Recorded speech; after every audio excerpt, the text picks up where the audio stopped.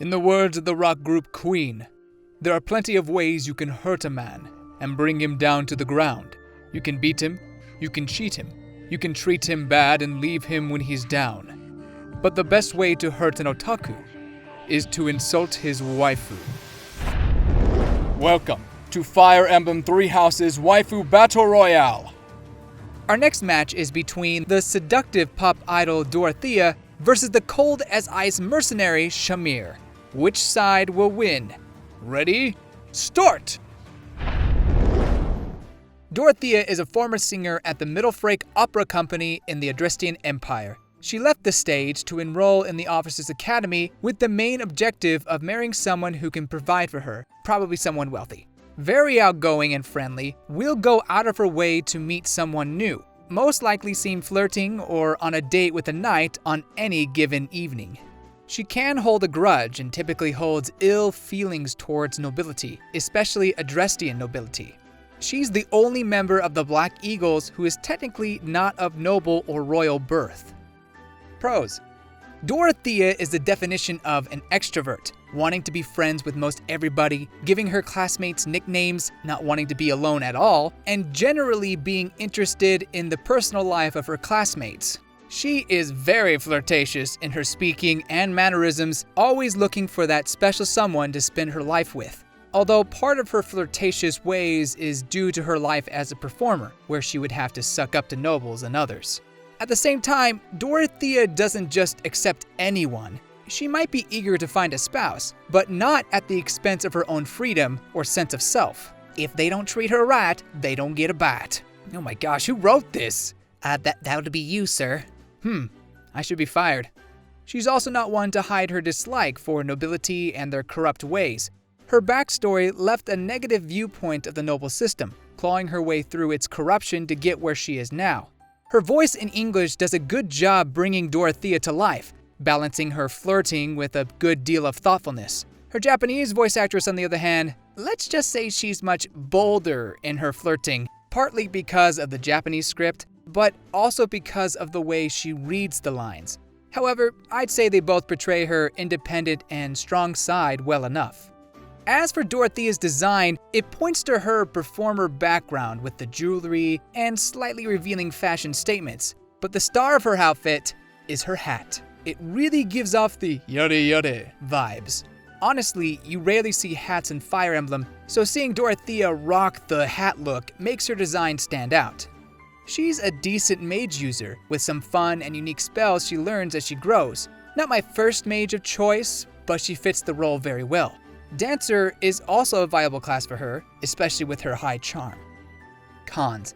I am very uncomfortable with how extroverted she is. Some might find that appealing and endearing, but if someone I barely knew were to come up to me, give me a nickname I never agreed to, pester me to hang out or go out with them, and never leave me alone even after I said no, I'd find that annoying, to say the least.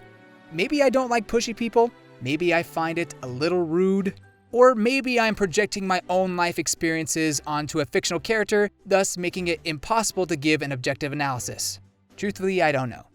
Dorothea's never-ending quest for a partner, along with her very flirtatious ways, could get tiresome. However, I respect her reasons for being so earnest and understand why she acts this way in a world dominated by nobility. Some might also see her as a money grubber, but I think her intentions are more than financial gain, more like financial stability. While I did find her useful as a mage, there are a good amount of units who carry the role slightly better because of their magical strength and speed, making it difficult for me to find a place for Dorothea on my A team. That said, she is certainly not a bad option, just not as extraordinary as others. Dorothea is the personification of the phrase, "every rose has its thorn," which she reminds you of during almost every kill. Her sexual appeal is enough to woo any man, but she's more than pop idol eye candy. With specific life goals and morals she lives by, she's a woman with a strong sense of justice who wants to prevent living on the streets ever again. An overall good, kind-hearted person. However, as someone who doesn't get along too well with very extroverted people, Dorothea's overly friendly personality does kinda rub me the wrong way, at least in some of her supports. Although, to be fair, some nuts are harder to crack than others. Oh, Professor, you will not believe the outrageous thing Byrne just said. Out of nowhere, she challenges me to a singing duel and... Professor? Hello? Are you even listening? Don't make me use your nickname. What is it? I'm a little busy at the moment. Oh, you decided to finally notice me. I'm a little hurt. I'm sorry, I didn't mean to offend. What do you want? Nothing really. Just wanted to catch up on things. And maybe see if you wanted to go with me to a cute little cafe I found in town. Dorothea, please don't take this personally. I've had a long day. I work from morning until dusk, grading papers, teaching classes, protecting Garrick Mock, eating meals with my students. The list goes on and on. All I want to do is enjoy a little break. I see. Well, I don't mind waiting until your personal time is over. Bye-bye. Please don't call me that. Why not? It's such a cute name. Don't you have some rich, snobby, noble guy you can ask out? I guess I could ask Lawrence. I'm right here. Rude. But this little cafe deserves better than the noble trash I usually find here. You won't take no for an answer, will you? Only if you really mean it, bye-bye. Do they have tiny croissants? The flakiest and most delicious. Fine, I'll go, but only because I want to support local tiny croissant bakers. Fantastic. Getting out of this stuffy office is exactly what you need. We'll get you feeling better in no time, bye-bye. Thanks, Dodo. Dodo? Sorry, I'm not good with nicknames. Yare yare daze. Dorothea's kindness and strong morals make her more than just a marriage-happy pop idol. But is that depth enough to take out the silent assassin teacher Shamir? Former mercenary turned teacher and knight at the Officers' Academy. Originally from the country Dagda, Shamir is one of the few non-believers who works as a knight of Seros. She owes a great debt to Lady Rhea, thus pledges her loyalty to her. Silent, calm, quick to act, but also thinks carefully about her surroundings and situations. Shamir is usually quick to the point and doesn't like to mince words. She really doesn't like to say a lot, or at least says only what is needed, not one for small talk.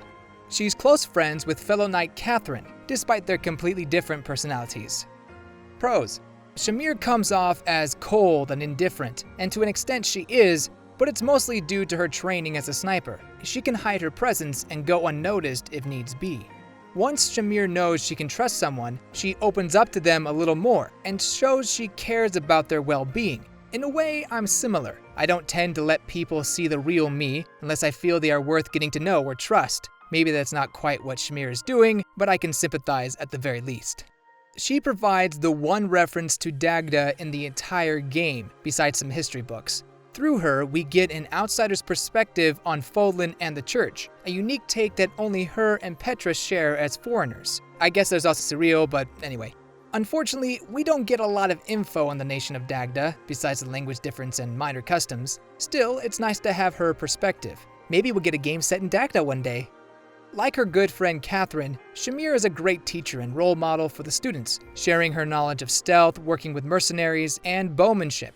As a teacher, she is quick to understand the needs of her pupils and is willing to guide those who show promise, although she is quick to anger.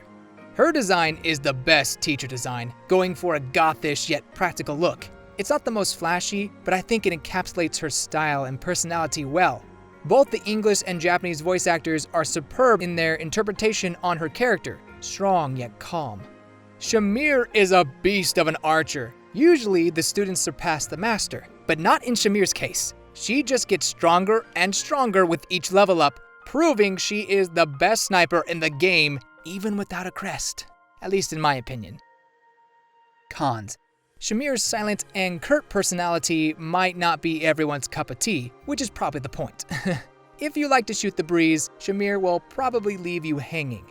She doesn't sugarcoat her advice or critiques of people. If you need to work on something, she will bluntly let you know.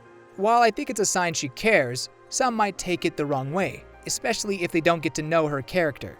Her loyalty can be a tad questionable. She stays true to her ideals as a mercenary who fights for money. So it makes sense why she would be willing to work for the higher bidder, but buying her services with money doesn't seem very loyal at all. To her credit, however, she is willing to pay her past debts to Rhea for the duration of Part 1. We also don't get a lot of backstory about being from Dagda and what her life was like before working with the church. It would have been nice to see more of her past mercenary life, but perhaps Shamir just isn't an open book like that. While many waifus tend to be cutesy, warm, and bubbly, Shamir is the definition of cool, calm, and beautiful. A goth girlfriend to rival my own! Olivia versus Shamir, let's go! But seriously, I love her chill personality, and I don't find it off-putting whatsoever.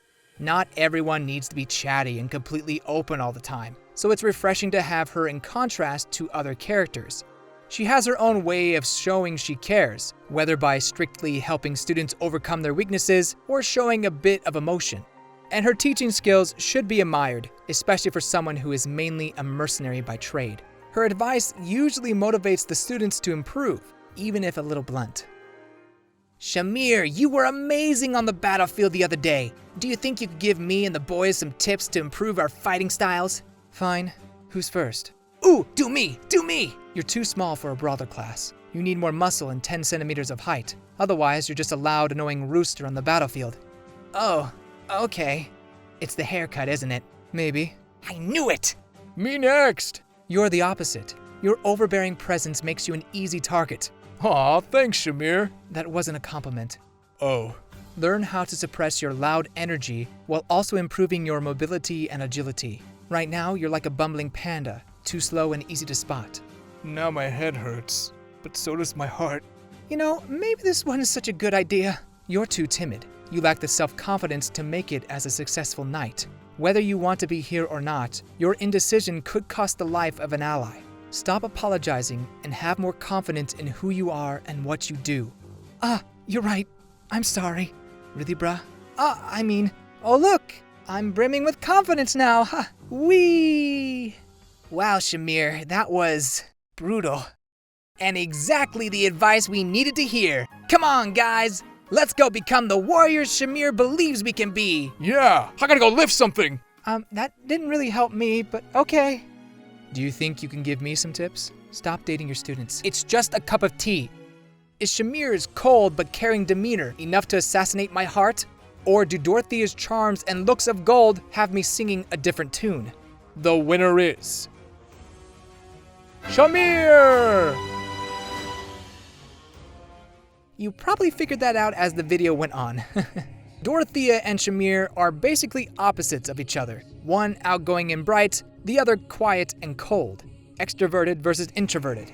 It really comes down to your preferences. And for me, Shamir is the ideal goth package when it comes to waifus. Cool, strong, intelligent, and beautiful. She immediately stood out to me as a favorite during my Part 1 playthrough. Dorothea, on the other hand, kind of grew on my nerves based on some of her supports. Don't get me wrong, she is charming and attractive, and I can see why many fans love her, but when put up against Shamir, not even her best hit single could sway my heart away from my goth sensei.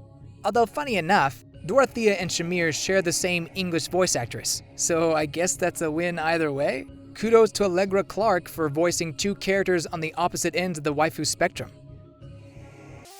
Shamir moves on to the next round, but don't worry, Dorothea fans, it's possible for her to make a comeback in the loser bracket. Feel free to let me know who you thought should have won in the comments below. Next time on Waifu Battle Royale, the Geralt-obsessed mercenary in training Leonie versus the My Little Empress in training Edelgard. Who will claim victory? Find out next time. Be sure to share these videos with your friends and let me know what you think of this matchup. Goodbye, you good people.